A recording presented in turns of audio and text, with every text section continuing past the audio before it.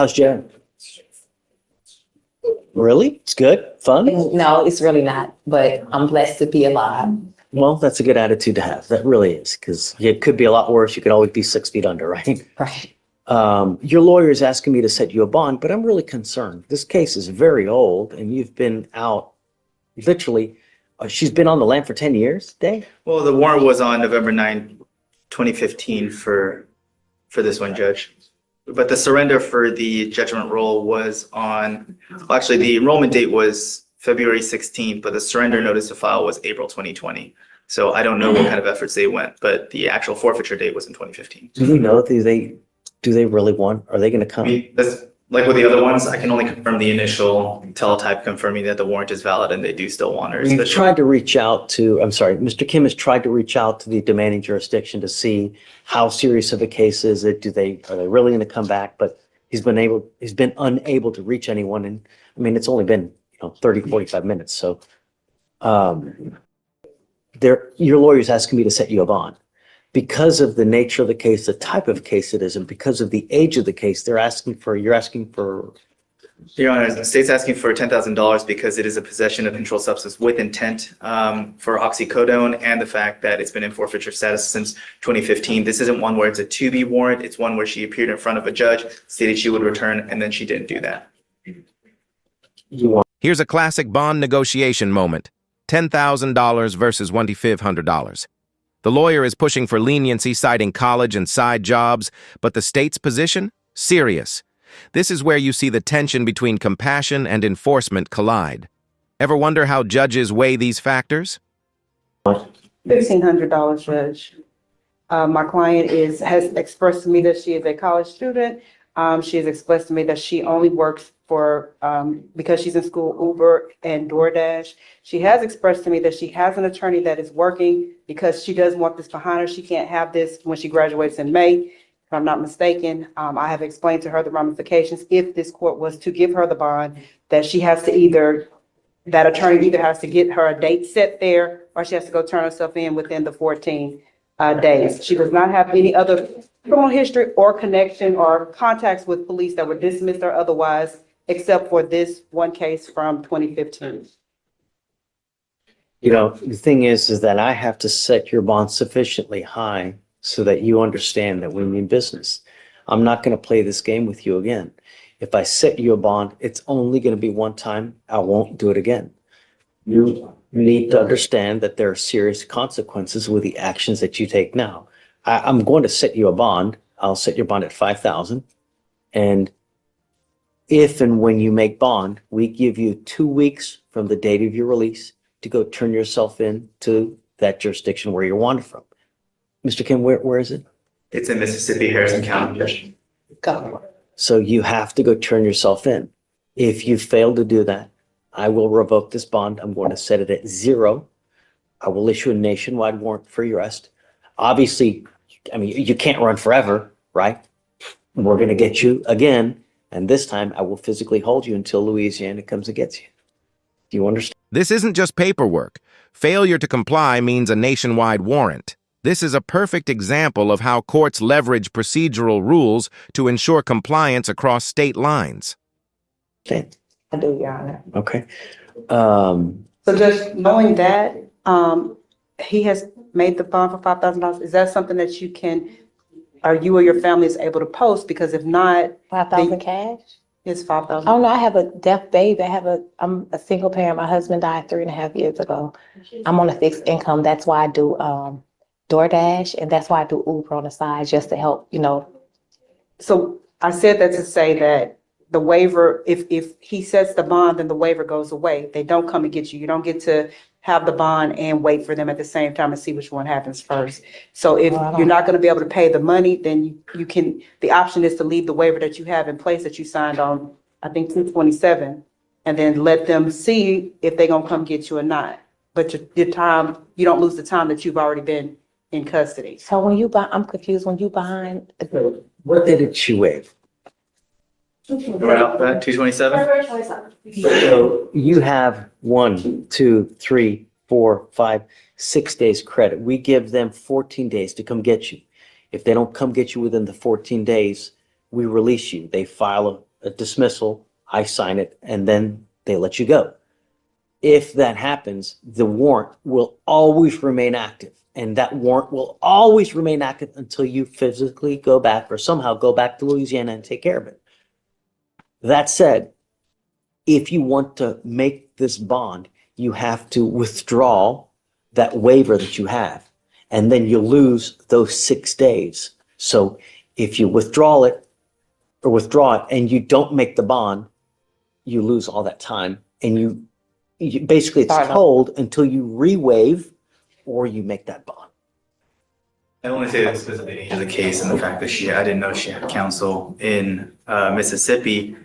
It's very, very rare, but I have been seeing it happen here and there, is if local counsel there can get a new setting date. Like I said, it's incredibly rare. I can count on one hand the amount of times it's happened. What do you mean, get a new setting date? So even if they don't appear with sufficient evidence from our sheriff's office that she's in our custody and her persons is here, and for a variety of factors, I can't speak to Mississippi because I'm not licensed there and I don't work there, is whatever sufficient factors they have to set a new date for her to self-surrender versus outside of the fugitive, they will recall the warrant.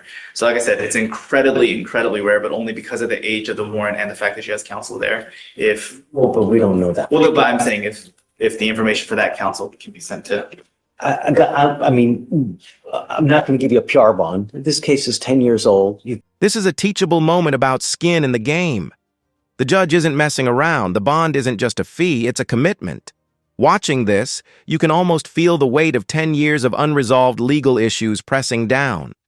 And just really, I need you to understand that we mean business. I'm not here to play games. And so that's why we have to set it sufficiently high so that you realize that you have to have skin in the game so that we know that you're going to go back. I'll let you guys talk about it. I don't want you to make a decision here in front of everybody. So you guys talk about it. You know, I'm not stuck on the 5,000. I go back down a little bit, but it's not going to be much, you know, but. I'll stand down. Thank you, Judge. Sure. So hold on. Yeah.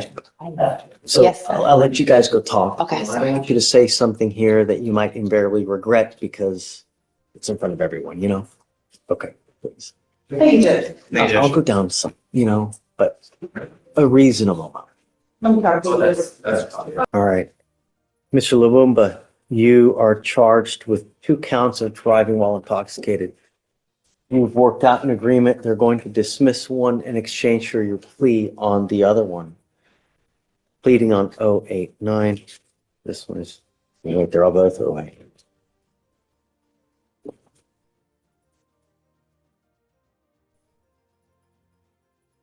The agreement that you have is 180 days in jail to be probated for 15 months. As part of the agreement, you will do a DWI education class. You will do 3 victim impact panels, substance abuse treatment. You will also do what's called a TRAZ. The TRAZ is an evaluation to see what other conditions you may need. They will probably, because the fact that you have 2 open DWIs, they will probably add other conditions. It may be supportive outpatient treatment. It may be intensive outpatient treatment. I don't know. It may be inpatient. I have no idea. You must fulfill whatever other conditions they assess on you. No drugs, no alcohol. A guardian interlock, 25 hours of community service.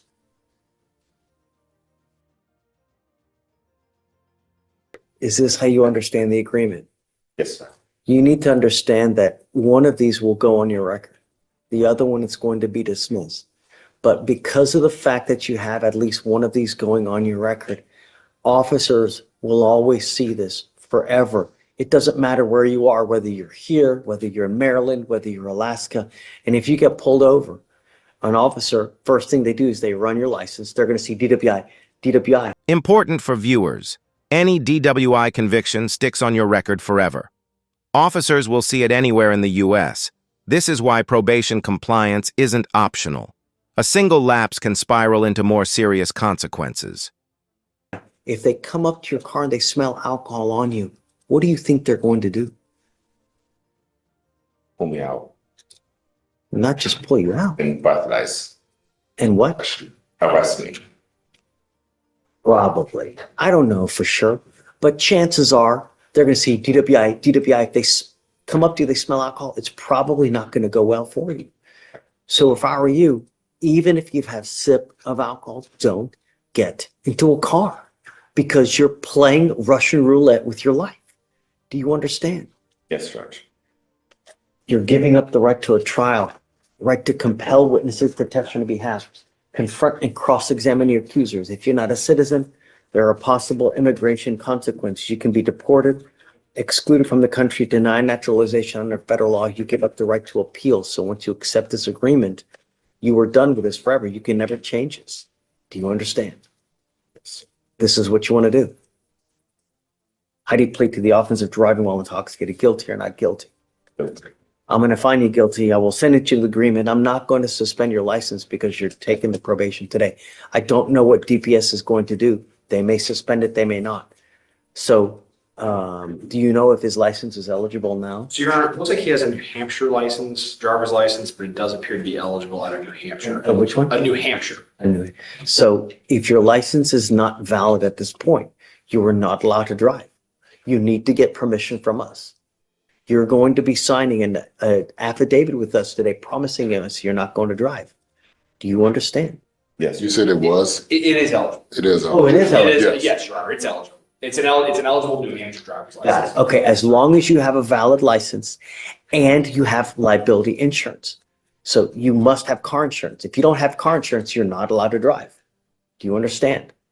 The other thing that you need is that if you're going to drive in whatever car you drive, you must have an interlock in it. Do you understand?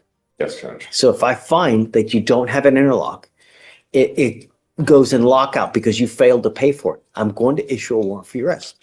If you don't remain in compliance with this, like you don't do your stuff on time, I'm going to issue a warrant for your arrest. If you're living in Maryland and I have to issue a warrant for your arrest and they pick you up in Maryland, holy moly, you're going to sit in jail for a very long time. So if you ever have any problems, you need to get in contact with Will. You need to get in contact with the Shatoria, because if not, and it goes into warrant status and you get picked up on it, you're going to be sitting for a long time. Do you understand? Yes, It Judge. takes forever in a day to extradite someone from another state to here. I mean, we're talking weeks. Do you understand? I'm not asking much. All I want my street safe. That's it. All right. How do you plead to the DWI? Guilty or not guilty?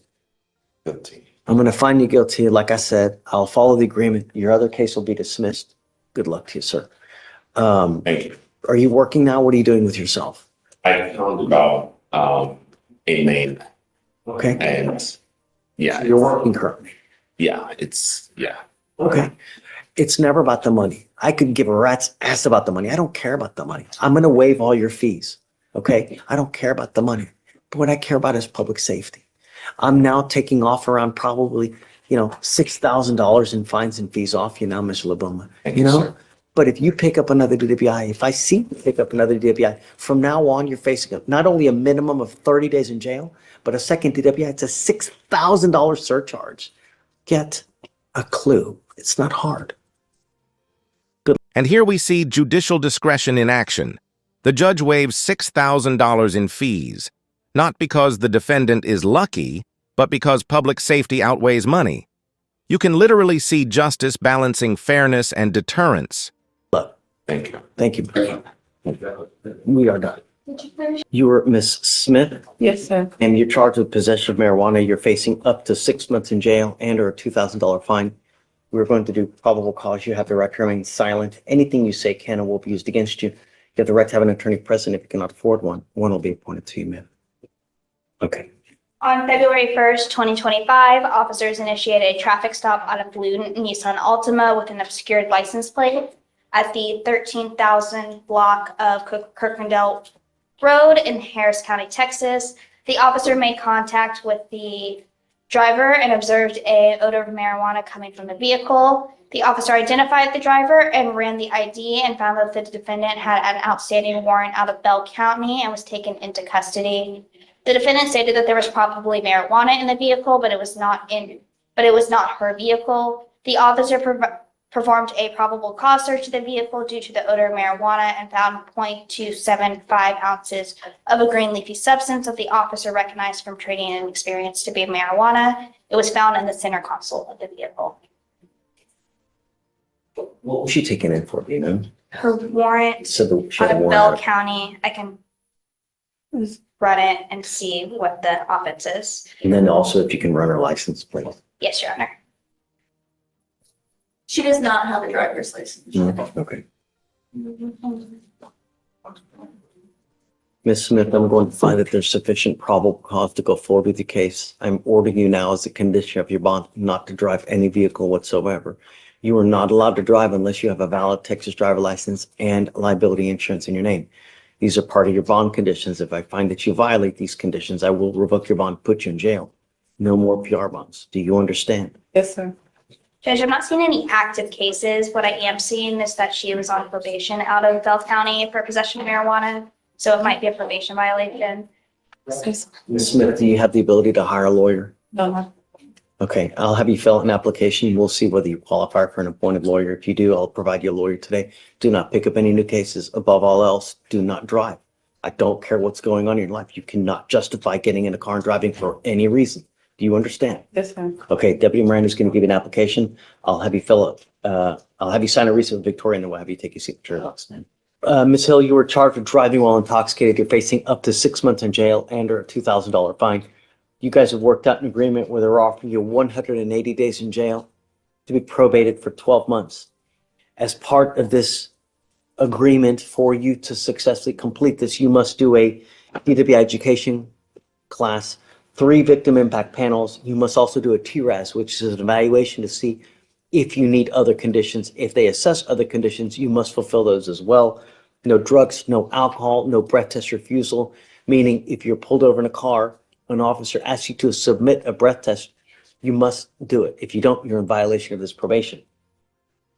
No drugs, no alcohol, interguardian interlock. Is this how you understand it? Yes, sir.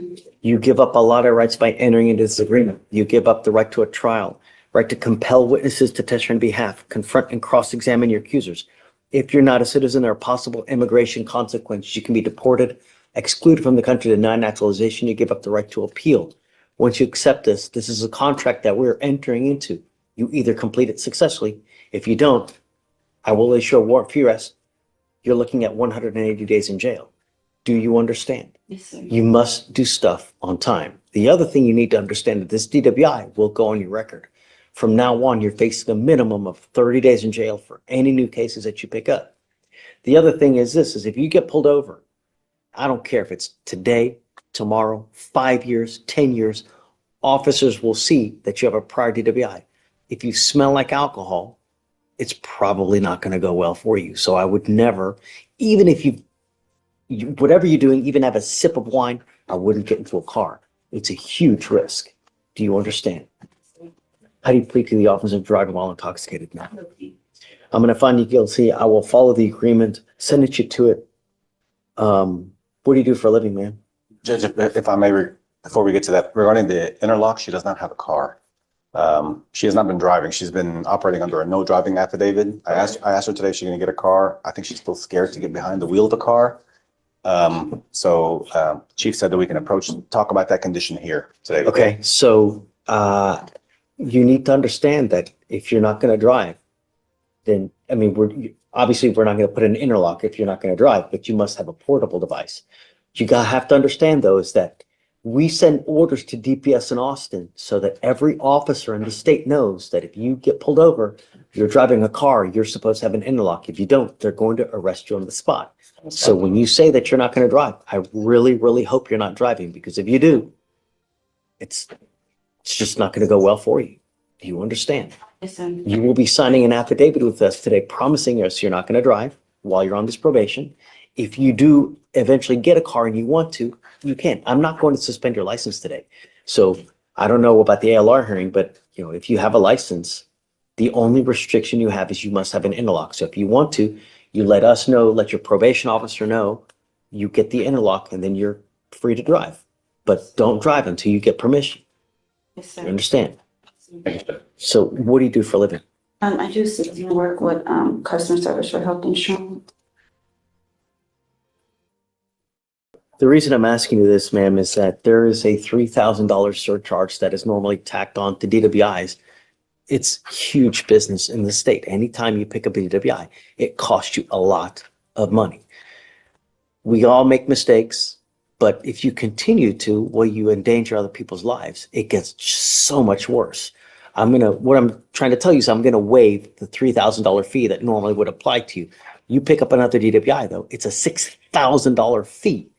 Do you understand? Not to mention a minimum of 30 days in Yes, sir. jail. Just don't get into a car. It's really easy. Even if you've had a sit, that's it. All right. Thank you, Judge. Good luck to you, man. Thanks, Your man. Honor. Thank you. Yes, ma'am. Oh, wait, all the things or just? So reduce it and then we'll kill the 3,000 and then run the court costs as well. All right. Good luck, Ms. Hill. So you're charged with false report to a peace officer or to a police officer. You're facing up to a year in jail, up to 6 months in jail, and or a $2,000 fine. We're going to do probable cause. You have the right to remain silent. Anything you say can and will be used against you. You have the right to have an attorney present. If you cannot afford one will be appointed to you, sir. Your Honor, on January 17th, 2025, officers were assigned to an auto theft case. The initial police report was taken by a deputy who spoke to the defendant, who stated that he rented a 2023 Toyota Camry from Toro. The defendant stated that he was going out with his friends when he parked the car at a Walmart in Humble on January 16th. When he returned on the 17th, the vehicle was missing. The officer made contact with the witness, who stated that on January 15th, she observed a post on Craigslist for the vehicle. The witness met with the seller on January 16th at a Walmart, which is in Fort Bend County, and the witness purchased the vehicle for $16,000 in cash and collected a title and bill of sale. The witness attempted to title the vehicle when she learned that the vehicle's title was fictitious and that the vehicle was stolen. Another witness stated that she rented the vehicle from the defendant on January 13th and it was to be returned on January 17th.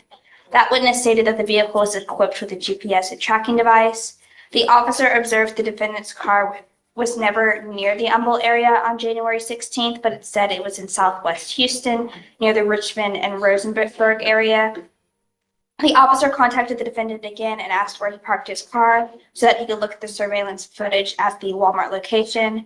The defendant struggled to answer the question and stated that he parked in the back left of the parking lot.